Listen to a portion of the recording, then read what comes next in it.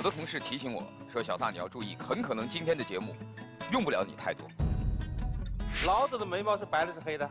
没见过呀，真以为我不会读呢？那你的意思我老了？不，这不是。那你不管，这老师都这么对待学生吗？他是厦门大学副校长邬大光。我有一所房子，面朝大海，春暖花开。我们都不认为是大海最美了，我们的水库更美。身为高等教育学专家，他将如何解读大学？世界最早的大学是学生的大学，那个时候大学学生说了算。在今天的中国大学，我说太舒服了。这还不是真正的淘汰，等到你们到了社会上的时候，那才是真正的淘汰。面对毕业带来的挑战，你们准备好了吗？每到这个时候，我都会觉得哟，我眼泪会要流下来。那个时候就是一想要毕业啊，就其实内心是焦虑。当你们走出大学校门的时候，你们认为你们真的完成了大学它应该有的使命吗？开讲了，拥抱新征程。本期演讲者邬大光。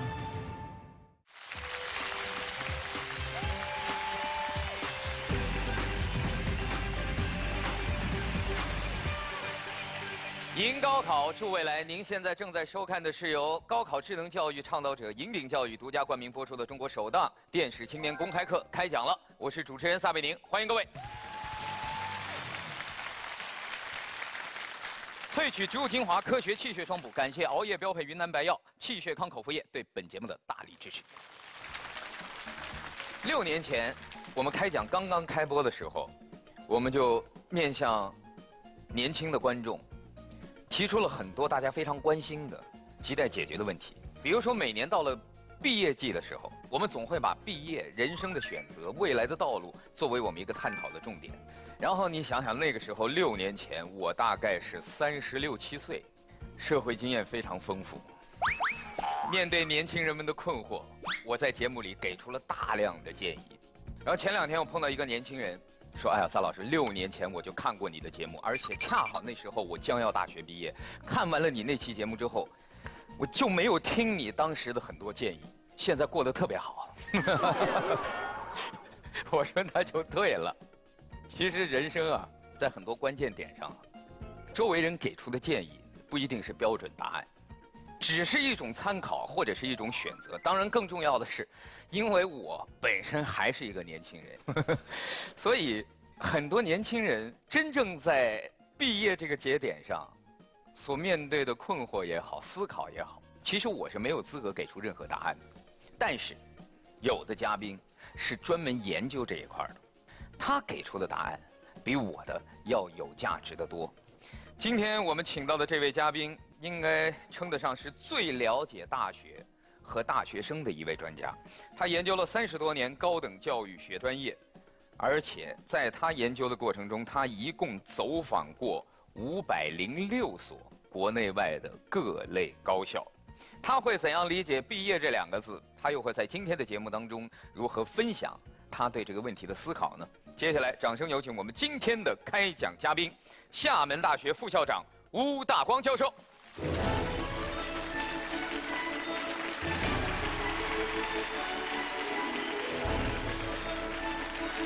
邬校长您好。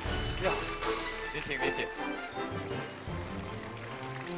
谢谢各位，各位请坐。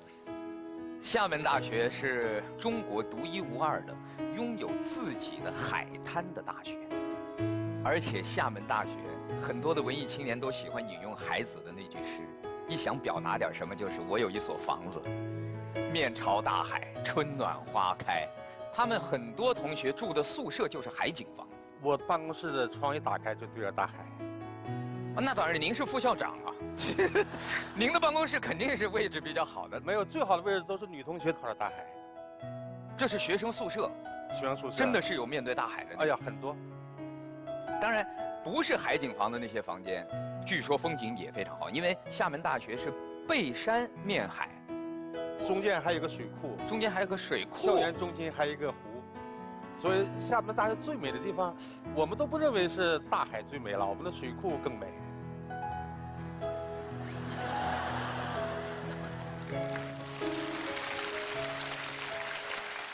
厦门大学很多很有意思的现象是在中国很多高校你看不到的，比如说有一件事我向您求证，说厦门大学有一个校区是要坐船才能过去。是的，我们厦门大学有的要坐船去，现在还有一个叫坐飞机去的。你看，我们厦门大学老校区在岛内，我们老师上班，从我们校门口坐到轮渡码头，从轮渡码头再坐船坐到漳州那个码头，从漳州码头再坐班车到我们的漳州校区，然后再一看应该下班了，回来了。45分钟，这一路上45分钟，45分钟。但只有这一条路，就你必须要坐船。你要是开汽车，那就更远了。然后你知道，我们14年在马来西亚，中国第一所有办个大学叫厦门大学马来西亚分校。现在有时候我要上班就坐飞机去了。一下子给我们普及了一个太少见的大学，所以我觉得厦门大学的校长，然后您又是作为一个高等教育方面的专家，走过那么多的大学，现在您的学校的学生和很多的年轻人一样，在这个季节又开始有一批孩子要面对人生当中一个重要的选择。但是刚才在你开场白的时候，我在后面有听到说是6年前还是几年前毕业季的时候，那个事儿咱就不提了吧。说只有没按照你这个，没有的时候啊，我在跟年轻人聊的时候，就我们都是属于冲动的年轻人。那你的意思我老了？不，这不是。因为您的专业，您是研究高等教育，您是有系统研究的，不像我们有的时候给出建议，往往是凭那一瞬间我们的直觉。当然，那我很年轻啊。您除了眉毛白了，您刚才一上来，大家有没有发现，就您头发特别乌黑，但是这个特别像武林高手。这个与老师有关。为什么？假如说我们问同学，中国最著名的老师是谁？孔子。孔子的老师是谁？老子。老子的眉毛是白的是黑的？没见过呀。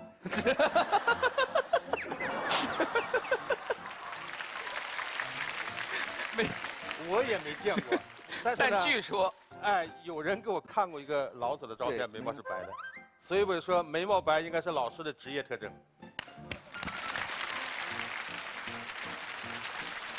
今天现场有点热，这是一个非常放松的地方，您也可以穿着衬衣，就像您平时在厦门大学校园里一样。在邬校长开讲之前，我们央视网的图文直播平台已经开通，我们可以让观众通过网络直播来给邬校长的演讲提出你们的小纸条问题。接下来把讲台留给邬校长，有请您开讲。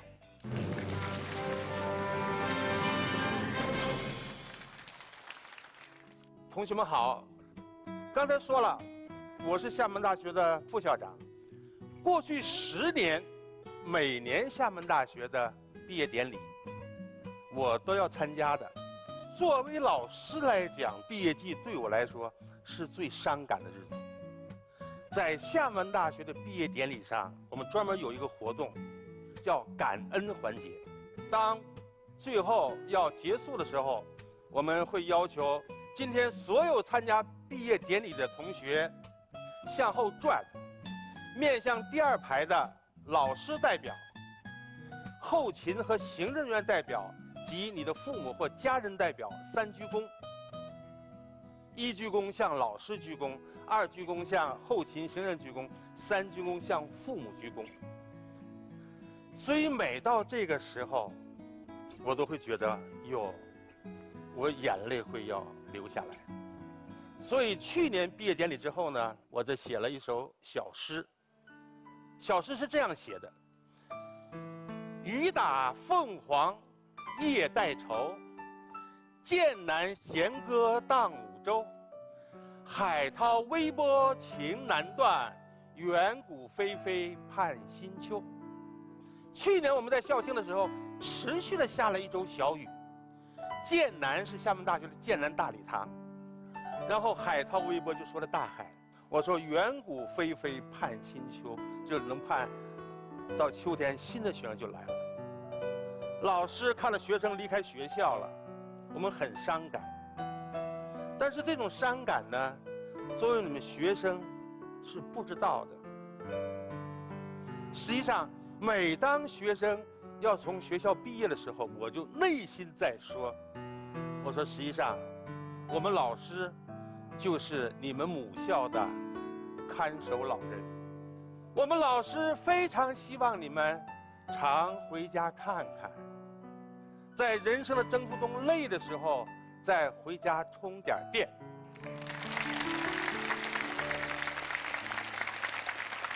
这就是我每次参加毕业典礼真实的想法。那么说完了老师的伤感，再说说同学们。你们恐怕排在第一位的是伤感吗？不是。你们排在第一位的一定是什么？纠结。在我上大学的时候，毕业季的时候，我认为几乎没有纠结，因为我大学毕业的时候，给我选择的空间，毕业的时候太少。我是改革开放后的第一届大学生，1977级的，81年1月份毕业。你们恐怕都想象不到，我们77届像我读的大学，毕业的时候没有毕业典礼。我们毕业的时候只有毕业证书。当时我们国家刚刚启动学位制度，我的学位证书82年的11月份才给我邮寄过来。在我大学毕业的时候就是毕业。什么叫毕业啊？毕业就是就业，就业就是国家包分配，你没得选择。但是你们到了今天，选择的机会太多。那我想问一下，我们今天在座的同学，当你们在3年前、4年前，你们在报你们今天所读大学专业的时候，你们的专业志愿完全是你自个选择的，请举手。你看，这个比例也不会到一半。我想你们过去的选择自己做的非常少，但到了毕业季的时候，你们还想叫别人给你们选吗？当你们读了4年大学，你们现在的选择能力、选择意识、选择眼光，一定会比你们4年前选大学、选志愿的时候要好。因此我说，今天在选择的时候，首先，你们的选择在毕业季的时候要脚踏实地，不要太功利化。第二，你们在选择的时候要有理想，不要陷入理想主义。最后，你们在选择的时候要有崇高感，但是不要被自我的崇高感所绑架。我去年毕业的学生，是我的一个博士。我一带这个学生，他听完我这门课之后，做课程报告的时候，我就发现，哎呦，这个学生太厉害了。经常跟我的学生讲，这是我带了已经毕业的7、8、10个博士里面，我认为是最优秀的。我就一直想动员他，在大学工作，像我一样。我怎么说都不行。他想来想去，他最后就说，我想创业。所以当时我觉得非常可惜，以至于气愤。当他临走的时候，我说了一气话，我就非看着你创业失败，撞了南墙，你回来找我。但我内心里我是希望他能够创业成功。因此我说，在你们今天面临选择的时候，要有理性的认识。第一，选择是绕不过去的。你选择之后，你要准备迎接试错。因此我说，在这个新征程的过程当中，我对你们有如下的希望：要有定力，要有理想，不惧困难，永远向前。但是同时我还在想说，到了毕业季，当你们走出大学校门的时候，你们认为你们真的完成了大学的它应该有的使命吗？我认为不一定。即使到了毕业季，你要走出大学校门的时候，你也不一定是一个真正的大学人。就是说，我们今天很看重一流还是双一流的光环。你们看到了一流大学、双一流大学的光环，但是谁知道，在牛津、剑桥，当你挂了一门课的时候，对不起，退学，哪有什么补考啊，哪有重修啊，没有。这是我刻意的到牛津、剑桥再去验证。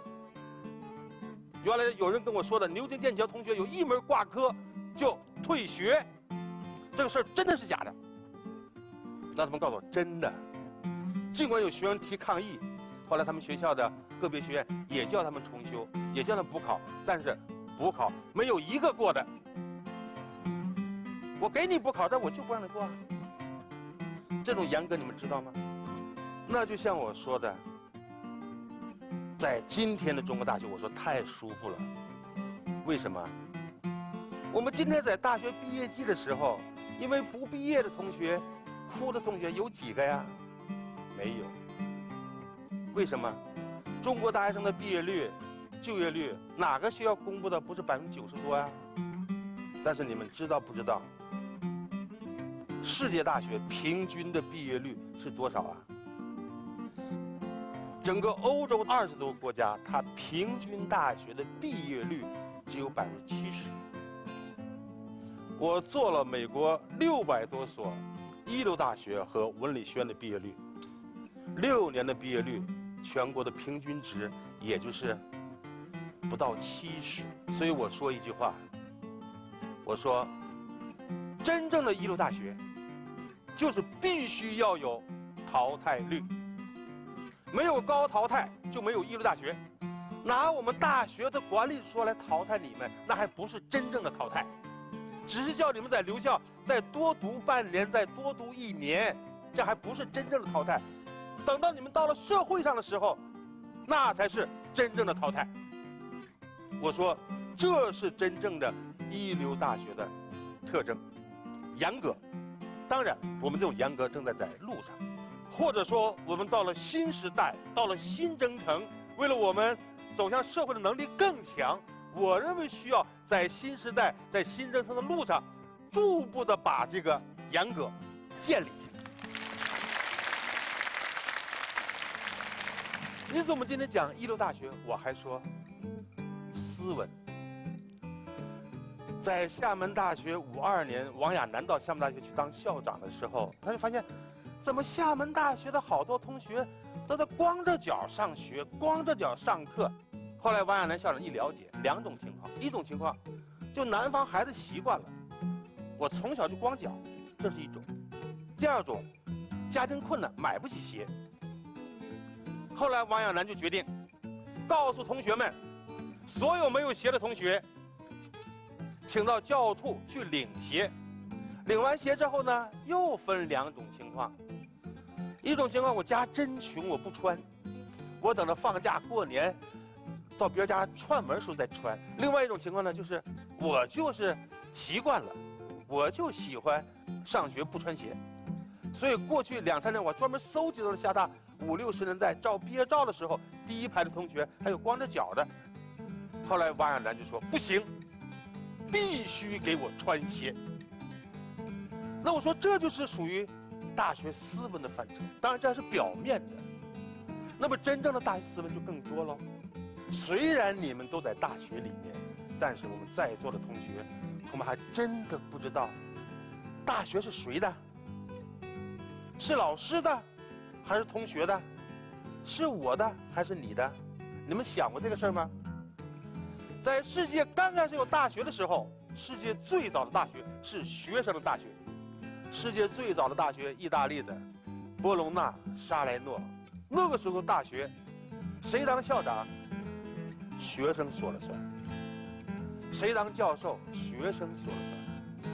真正大学从学生手里转到教授手里，那是过了100多年之后，有了巴黎大学之后。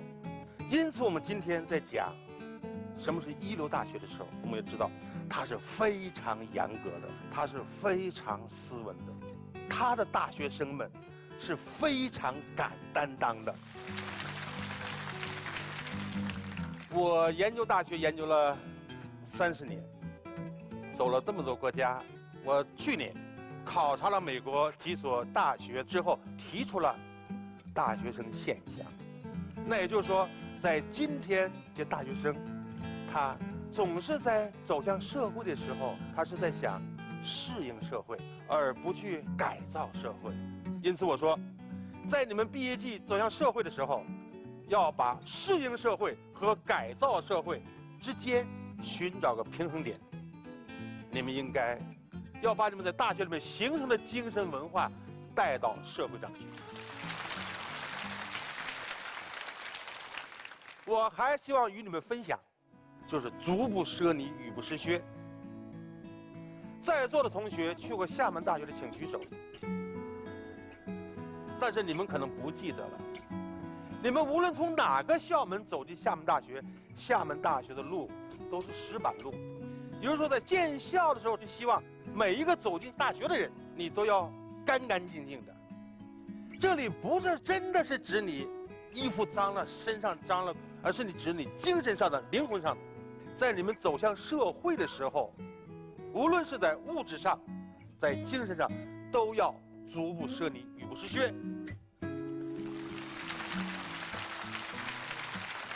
最后，我还想说，今天的大学呀，培养的是精英人才。今天我一直没在用精英这个概念，因为我去年下学期啊，我在给我的本科生开了一门通识课，叫大学历史与文化。我讲完之后，当天晚上我就收到了一个本科生给我写的邮件，这个邮件我背不下来，我说你允许我带着念呗。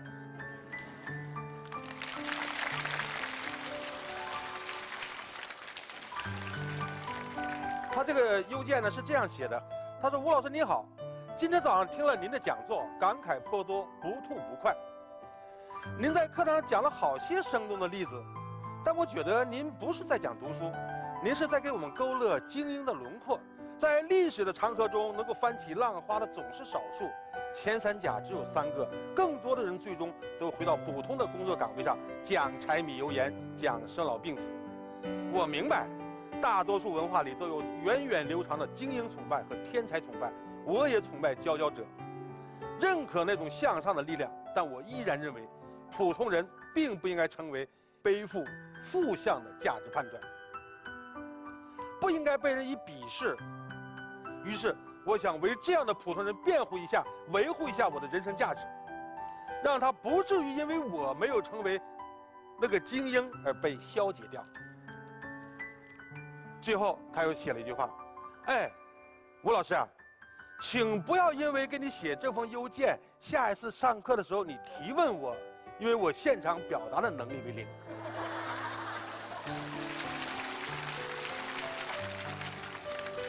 哎呀，我突然在想，我确实希望我的学生都要成为精英，但是现在确实我们又有些同学，我就想当一个普通人。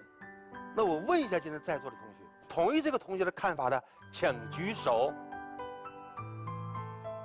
这么多，这封同学的信教育了我。我认为，在高等教育的大众化时代，或者我们很快就要到普及化时代了，实际上普通人也是精英。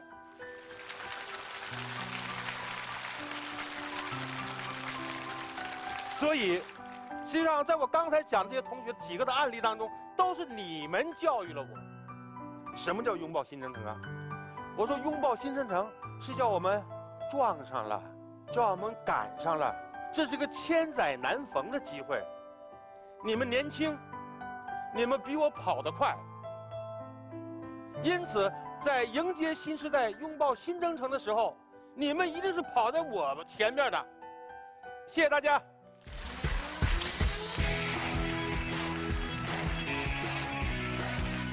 谢谢校长，谢谢您，谢谢您，谢谢您。萃取植物精华，科学汽水双补，云南白药汽水抗口服液，熬夜标配，邀您继续收看。开讲了，谢谢各位，请坐。早有耳闻，邬校长的课在厦门大学也是一票难求。说邬校长上课有一个特点是，因为您是搞高等教育研究的，包括对中国很多大学的这个课堂的现状也做过调研，就发现很多时候老师只是在上面讲，而学生就是在下边听。所以您的讲课方式很多是带有互动，是希望跟同学们有交流、有共鸣、有提问、有回答，大家是有反馈。所以我的同事提醒我说：“小撒，你要注意，很可能今天的节目用不了你太多。”就让邬校长自己全场就把控了。但是您刚才的课确实讲得太好玩了，有一些东西我是第一次听见。牛津剑桥那多了，挂一门科，退学。后来好不容易给一次补考，不让你过。是的，所以后来这学生也好不再狠呐也就不再提了，真就不在，学生也就明白了，没有用。这让我想起了我大学的时候，我身边真有同学，那科挂的，咔咔的挂呀。但是最后毕业典礼时候，他帽子扔的比谁都高。耶！我们都是他怎么来的？来，这也毕业了。你是不是这么过来的？我真不是这么过来的。那就好。在您刚才开讲的时候啊，也有很多现场的观众写小纸条问题，但是我们现在呢有这个网上央视网的图文直播，也有很多的网友参与了我们的银鼎教育小纸条全民互动环节，他们通过网上平台向您提问。咱们先来看看网友们提的问题。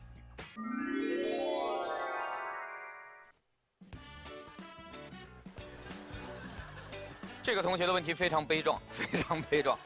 请问毕业工作前夕，我应该怎么放飞自我，以被生活蹂躏呢？就他感觉好像一毕业，人生最美好的时光就结束了，剩下的就是工作，被生活的压力所蹂躏。处在毕业前夕这一段的同学，最应该做什么？这个话要是叫我读呢，多请问毕业工作前夕，就是毕业工作前夕啊，就是毕业了就要工作嘛。他是把这个两个连在一块儿了。嗯，他真有时真以为我不会读呢。哎呀，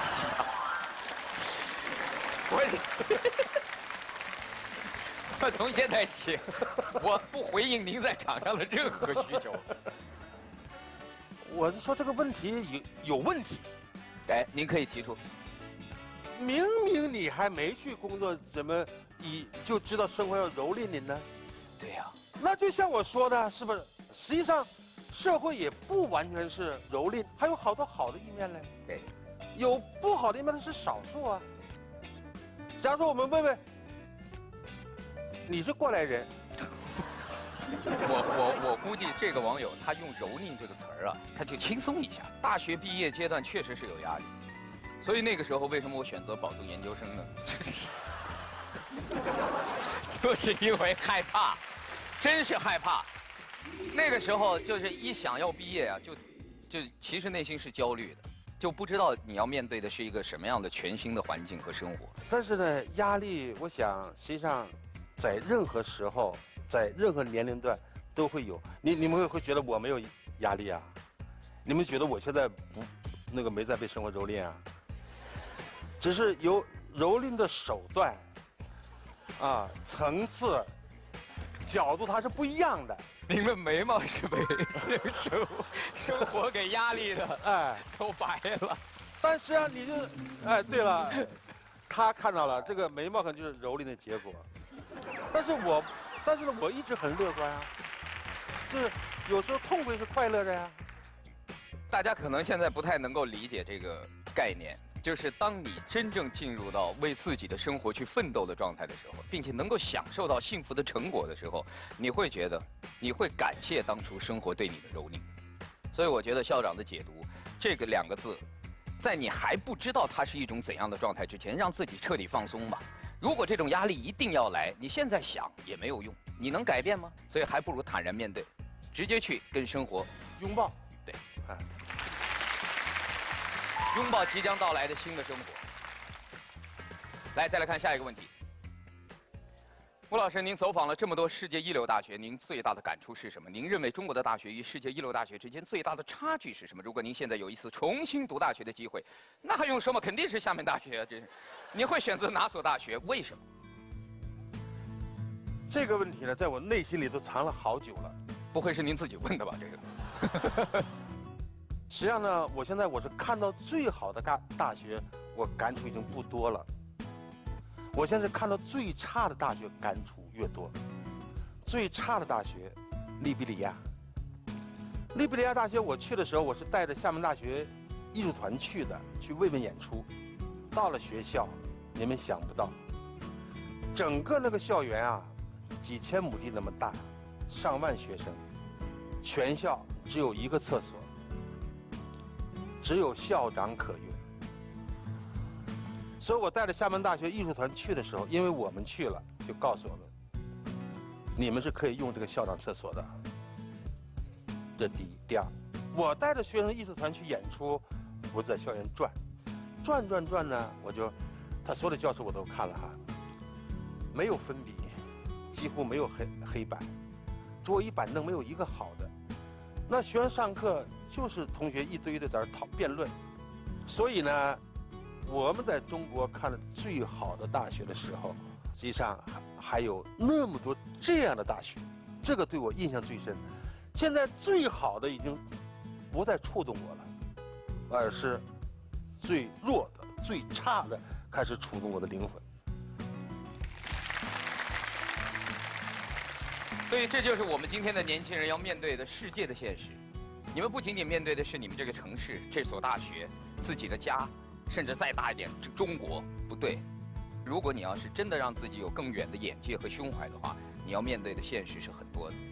那么接下来今天现场的很多观众的提问很有意思，因为这个同学他用了一个很特别的方法。来，我们把它放到大屏幕上，大家一起来看一看。他画了一个漫画，这个漫画呢，就当年进学校之前，各种不同的小脑袋进去了，但是最后从校园里走出来的时候，哎，您怎么看待这个问题？今天的大学生会被这样格式化吗？我在上大学的时候呢，就不喜欢被格式化的。我原来学外语的，那时候我们就是背书。现在呀，我上大学的时候，好多课文我还能背下来，形成肌肉记忆了。这个已经。我本来在昨天到了之后，再跟他们编导啊，当然在交流的时候，我准备了一个这样案例，他们说这个案例不好，就不让我讲，那我现在可以讲了。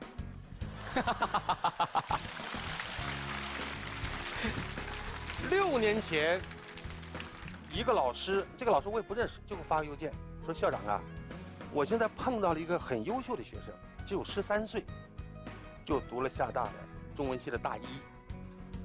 在13岁的时候呢，就写了2篇论文。后来我就跟那小孩我说：你来厦大读1年，你有什么不满意的？他说：老师啊，我在背格式化。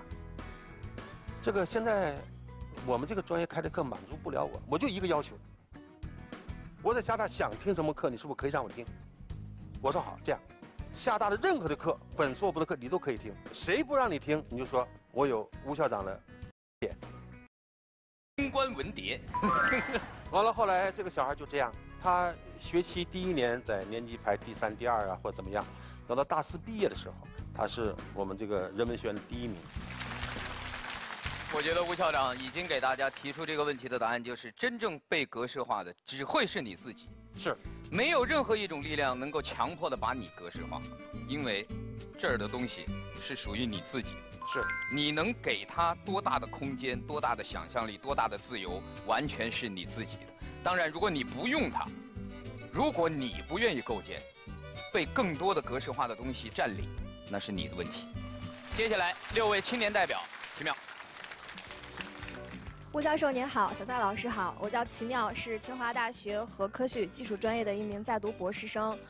刚才听完您的演讲，我有很多的感触，也有很多问题想问您。刚才老师您也给我们提了几点选择工作的时候要注意的几点，但是当我们发现我们脚踏实地了，然后也有了理想，有了崇高感之后呢，仍然有很多的选择。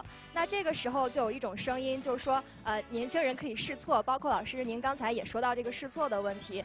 其实我们年轻人对于试错也是有成本的。那我想问吴老师的是，年轻就一定可以多试错吗？万一我们试着试着就老了，该怎么办呢？我女儿的同学，也是我们家的邻居，她的父母也是我们的同事，都是厦门大学老师。本来她是学习非常优秀，保研也可以，考研也可以，她后来都不干，都不做。那就像我说，当了志愿者，专门和自闭症的儿童在一起。我认为她既属于脚踏实地的，她又属于有理想的，还属于有崇高感的。在尝试和试错的过程当中，必须要有定力。你没有定力的时候，可能你最初的选择是对的，但最后结果并不是好的。所以我不知道，在你的骨子里有没有，就是我原来我就是喜欢什么什么，我就喜欢教育，我就喜欢做老师。我大学做不了，我做中学，中学做不了，我做小学，是不是？有理想，有定力，我就这么看的。实际上，我今天没有讲我试错的成本，我试错的代价。那实际上我一直把它看成是我的一个财富。我其实是对走入社会有一种恐惧感的。我之所以能读到博士，除了对于科研方面的一个追求，还有一个原因就是一直不想走向社会，想留在学校啊。对，因为我总觉得社会人很社会，就是对，学校人很学术。对，就学校人比较单纯一些，所以我想问您的是，对于成长而言，您觉得是更多的应该在校园里，还是应该在路上？这个价值判断呢，有时候是从小养成的。你说小撒他不是个社会人吗？你说我不是个社会人吗？大学也是个社会。是的，是的。但是我现在就不知道，这个确实这种畏惧心理如此的大，是大学蹂躏的你们呢？你们觉得社会蹂躏会更狠？你呀，是学和的。我明白，在你一点爆炸能力没有。但是在他的个性中，这个专业确实安全是第一。可能是不是身边也有很多的传说？是师哥师姐出去了怎么样？这个怎么样？那个怎么样？所有的故事一听多了以后，缺少了那种面对新的选择的洒脱。其实刚才听了老师的解说，我突然间就明白了，因为老师刚才说是要把这个学校跟社会融为一体，可能我们过度的去把学校和社会进行一个分离了。如果说把这个大学校园也当成一个大的社会、一个大的熔炉的话，我们可能在学习的同时也能掌握到社会上生存的技巧。谢谢老师。我觉得他最后这个说的是有道理的。其实说是在校园还是在路上更有利于成长，校园不也是在路上？科研之路本身就能够给你很多的人生的启发。下一位。刚开头的时候，撒老师说，开讲了已经6年了。其实我认识开讲已经5年了。刚开始到开讲了这个舞台的时候，我才大1，现在我已经马上就研2了。然后我觉得在这段时间里，时光啊，对。在这段时间里，社会真的发生了特别多的变化。当时的时候还没有4G，也没有 AR、VR， 大数据还没有改变我们的思维。而现在呢，互联网已经对我们的社会发生了特别多的改变。我们刚开始的时候，小学那会儿，老师用板书来给我们进行教学。那个时候，我们甚至会觉得老师板书的好与不好是上课的一大亮点。之后呢，我们是用 PPT 用电脑教学的方式。然后现在呢，我们开始用网络教学。所以我就想问一下老师，您觉得，在未来我们的接受知识和认识世界的方式会是怎样？或者说，您觉得机器人教育会真的代替我们传统教育模式吗？你说有一个机器人的撒贝宁在这主持节目，你们会崇拜吗？之前人工智能专家说，估计5年就能实现了。他已经给了我最后期限，他说我还能干5年。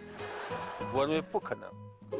不管教育技术怎么发展，师生之间的除了知识的交流之外，这种情感的交流是任何技术代替不了的。人的温度，人和人交往的温度，任何技术代替不了。你就像现在那个全息投影，哪怕你能把老师就活生生的投影在你家里，跟你面对面坐着，但是你是没那种互动也能很真实，对，但你永远缺少一种没法触及到的温度。在这里，我不否定教育技术或者 AI 对教育的影响，但是最深刻的东西它替代不了。或者仅从知识点来讲也没问题。是，如果他要教一个孩子怎么算方程式，完全通过没问题网络教育可以。但是他要教一个孩子怎么去成为一个真正的人。我跟你讲个故事，这个不知道真的假的。说您经常会把学生们、博士生啊、研究生叫到家里，开您的这个学术沙龙，然后跟同学们一块包饺子。因为您北方人，您只会包饺子，据说。这个经常做不到，因为在沈阳的时候做的比较多，到厦门之后主要它面不好，很难找到北方那么好。对，那它面不好。但是这种交流方式，沙龙经常在做，只要没特殊情况，坚持每周1次，这个坚持应该有20年了。但我的老师做这个事儿呢，坚持有40年了。这就是一种。可能未来如果真有人工智能教育、各种高科技的教育方式，但它没有办法取代的一种人和人之间交流的温度。好的，谢谢老师。磊磊，又见面了。吴老师好，小撒老师好，我叫刘磊磊，我不是大学生，我是一名运动员。吴老师，您能看出我是练什么项目的吗？谁说跨栏？您猜一下，这个因为像这种体型的搞运动员，但是我用肯定是力量型的。我用排除法，我会陆续的能够聚焦。那项目太多了，还是和这相关的。那我肯定不能说他是跑100米的。对，肯定不是，是吧？至少你不是搞柔道的，不是搞柔道的，为什么呢？那你不管。老师都这么对待学生吗？为什么呢？你不要管。好，我们先不管啊。您再排除什么？柔道排除了。因为吧，我确实是个体育迷。我确实是个体育迷。有点没那么自信了。我确实是一个体育迷。柔道排除了，您再排除。柔道排除了。再排除俩。摔跤也不像。好，摔跤也不是。田赛运动员。铁饼、铅球之类的，不对。那猜仨，事不过三，那就猜不着了。资深的体育迷，正确答案你公布吧。柔道。您直觉太准了，第一个就排除掉了，而且说我是资深体育迷。我是原国家女子柔道队的男子陪练。刘磊，在前不久，我们的节目《欢乐中国人》当中，刘磊磊和他的队友们的故事震撼人心，在现场我们很多人都看得都掉泪了。这是刘霞，她是世界冠军。世界冠军，这是中国现在的能数得出来的女子柔道的世界冠军，几乎都是在她的陪练下，踩着他们的肩膀，一步一步攀登到顶峰。对。谢谢。你是今年是？我今年已经34岁。34岁。是年前刚刚退役。2000年以后的所有的世界冠军，我全都陪过。算下来，刘磊磊在他的陪练生涯中被摔了200万次，但是他被摔的这200万次，铸就了中国一块又一块的柔道的奥运金牌、世界金牌。